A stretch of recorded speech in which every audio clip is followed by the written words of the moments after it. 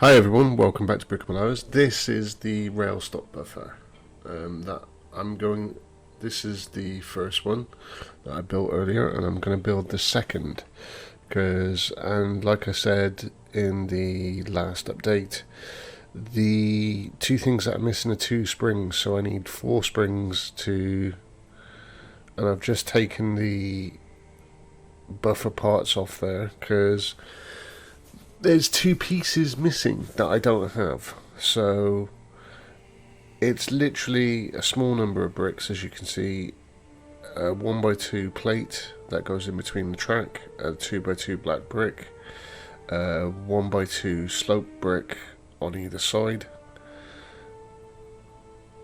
and then it builds up slowly to the buffer part, as you can see here. So there we go.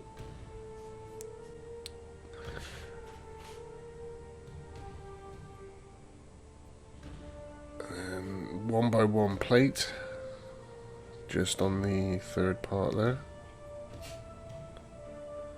followed by another 1x2 cheese slope. Well, I don't think they're called cheese slopes. And then a 1x8 plate that goes straight across, and a 1x1 plate again that goes there to level everything out.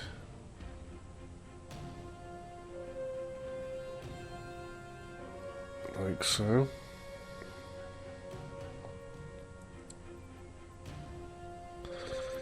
And then a 1x4 block. And then you have the couple of Technic pieces that go either side of that to create the buffer area.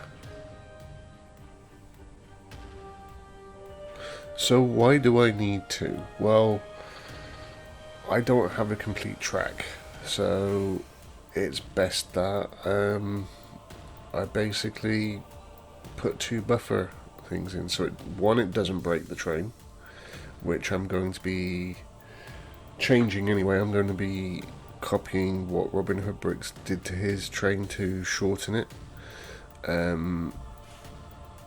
because I do agree with his assessment that the front end does pop out a little bit too much.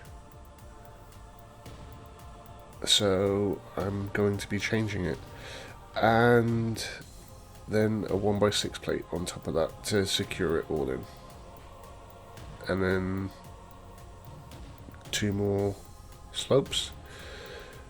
So this will be the completion of the railway line. I'm not going to fit these yet because, again, I'm still waiting for a lot of packages to come through. I have finally figured out it's a customs thing. Also, a good friend of mine did tell me that my volume levels weren't high enough and that it was off-putting. I do apologise about that. I really do. I'm changing that now, as you can tell. And here we go, putting the buffer pads on.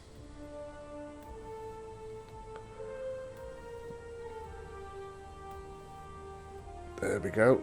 Now all that's missing off both of these is the springs, so those buffer pads would stop the springs from springing off basically. And then it's a couple of 1x2 white and red plates and tiles that go on top. So there's the red one.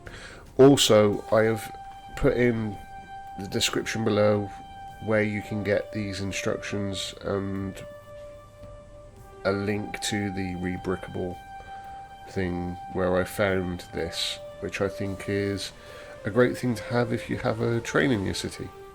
So there it is, everybody. I will see you all in the next video, and hopefully you enjoy the content, and please subscribe and like below. Thank you.